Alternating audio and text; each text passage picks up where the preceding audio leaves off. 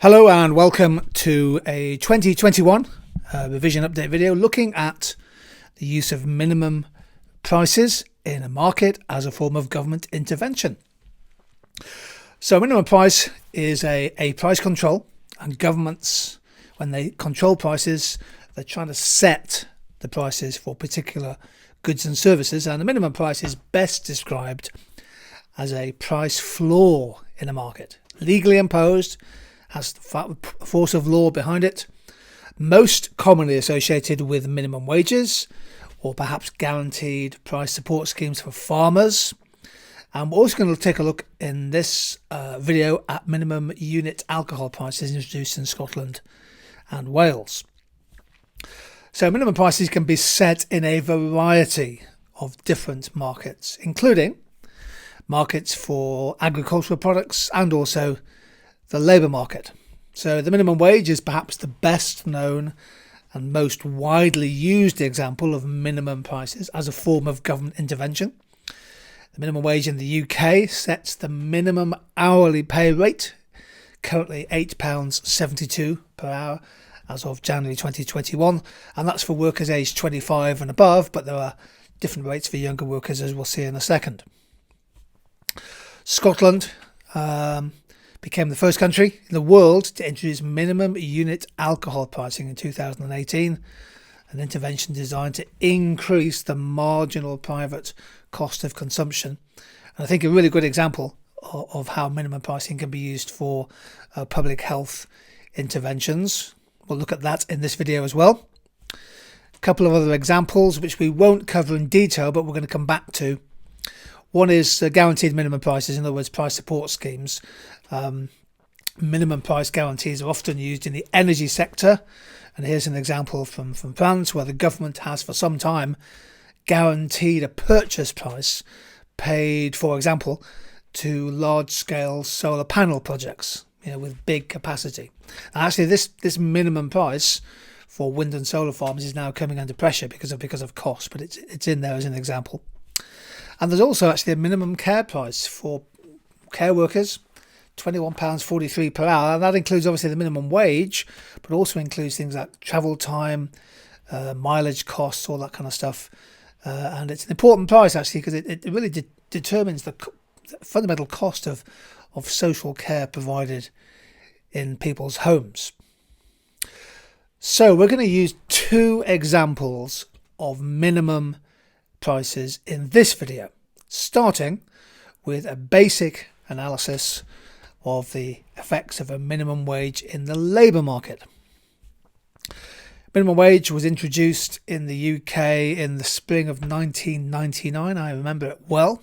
Initially £3.60 per hour. It's now £8.72 per hour. And the minimum wage is it's the legal minimum wage that an employer can pay. And as you can see, the rate is £8.72 for older workers, but younger workers have a lower minimum hourly wage rate, including the apprenticeship level, which is set at £4.15.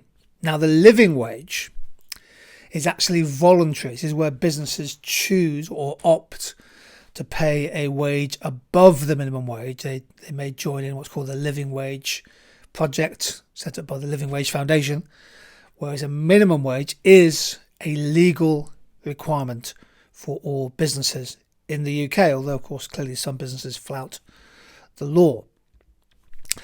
So a minimum price is a price floor designed to keep prices above where they would normally be in a free market equilibrium. So here's a labour market diagram with the labour supply curve upward sloping and the demand for labour downward sloping, and we've got the wage rate on the y-axis and the number of people employed on the X. Remember to fully label your diagrams, please. So W1 is the free market wage. If there was no intervention in the market, W1 would be the equilibrium or market clearing wage rate. But to be effective, a minimum wage must be set above the free market wage. You see, a minimum wage is designed to help those people in low-paid jobs. So we have to set it above the free market wage. And the level of the wages in the UK is ultimately set by the government, although based on the economic advice given by a body called the Low Pay Commission. So there's our minimum wage, shown by the dotted line. It's a price floor in the market. Now, if you impose a price floor, other factors remaining the same, or ceteris paribus, the demand for labour will contract from E1 to E2. The supply of labour, there'll be people willing and able to work at that wage rate, well, that will expand as more people are attracted to work at the higher legal pay floor. So the supply of labour expands from E1 to E3. Now, in theory, a binding minimum wage set above the equilibrium will lead to an excess supply of labour, shown by the distance E2, E3. We're just going to go through the basic analysis in this video to develop the analysis, to develop this diagram. Here we go. Let's go back a slide. So to develop that diagram, think about changing the elasticity of demand and supply, and therefore you'll get different results on the x-axis in terms of the number of people employed. So that's a good way of developing the analysis. We're going to evaluate minimum wages in a separate YouTube video on our channel. Let's move now to our second example of minimum prices, and this is a really good one. It's a good applied example to get your teeth stuck into.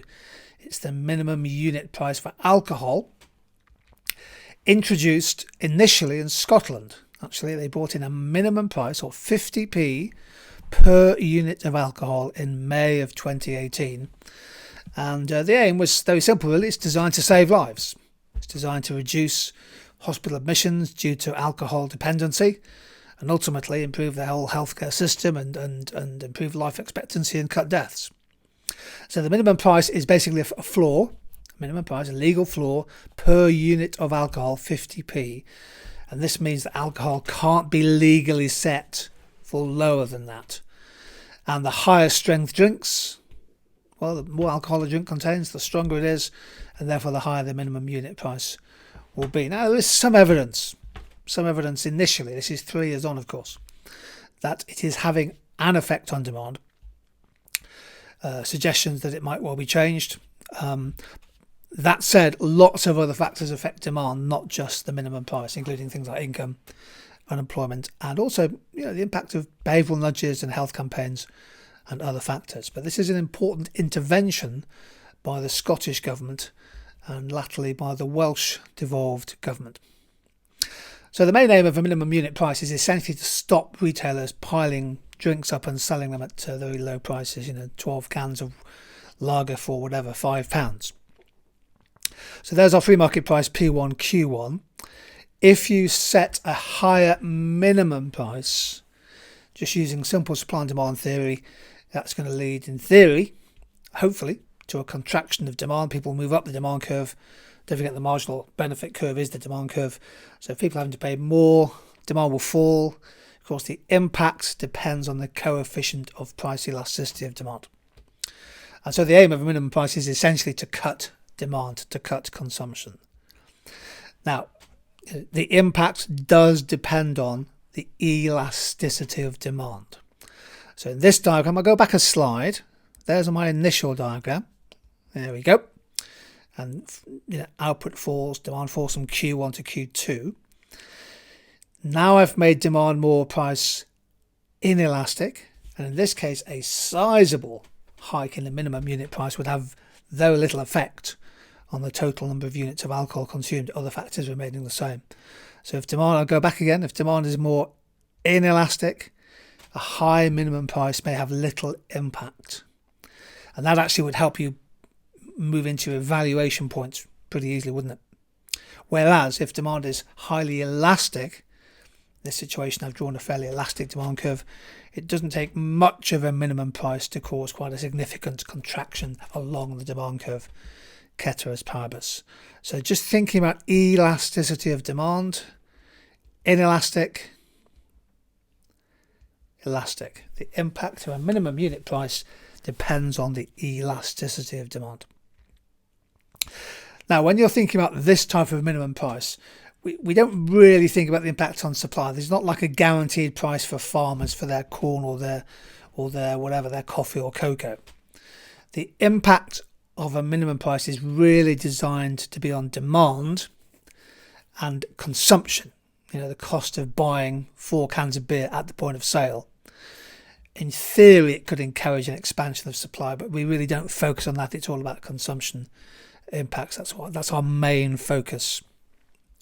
And again, we have separate videos evaluating the use of minimum prices. So we will look at price support schemes. We've got a separate video on minimum pricing for alcohol and minimum wages. Just have a quick search on the Tutor2U YouTube channel and you'll find lots of examples there. Just time to mention our self-paced on-demand student courses. I'll post a link in the comment section of this video. I think our courses are a great way of increasing your grade potential. Many of you have got assignments ahead of assessments and things, teacher assessments. Our online courses are superb for improving exam technique and also deepening and solidifying your key subject knowledge. And we also have an extensive range of printed workbooks for economics, diagram books, calculation books, knowledge books, flashcards and other things, perfect for working remotely ahead of important assignments. Okay, thank you for joining in this 2021 revision update.